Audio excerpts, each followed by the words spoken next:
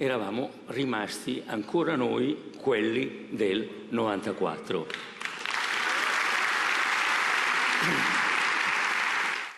Noi siamo ritornati a questo cuore, a questo nome che abbiamo ancora tutti nel cuore.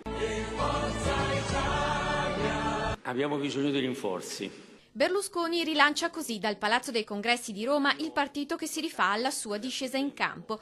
Oggi rinasce Forza Italia e muore il già in frantumi PDL. Il centrodestra può guardare al futuro, come scriveva il fedelissimo Giancarlo Galana sulle pagine di Facebook alla vigilia di questo appuntamento. Dall'Antartide, davanti la bianca distesa, scriveva di poter finalmente guardare al domani. E il domani è arrivato.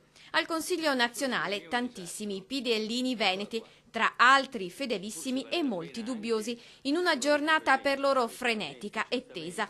Tutti comunque a Roma per capire che via percorrere, perché accanto a un Veneto che decide di seguire il leader c'è un Veneto che strappa. 2 i nomi di peso.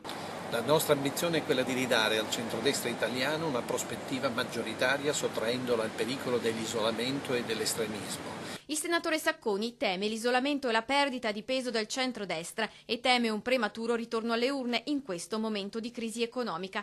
La pensa così anche il coordinatore del PDL in Veneto. No, non aderirò a Forza Italia. Che annuncia grandi movimenti e una ridistribuzione delle forze anche in regione. Nei prossimi giorni credo ci saranno ulteriori iniziative e l'inizio di un'organizzazione di questo movimento che farà comunque riferimento o tenterà di fare riferimento a Berlusconi e poi si vedrà. Se ci saranno le condizioni per una buona convivenza, i prossimi giorni saranno decisivi.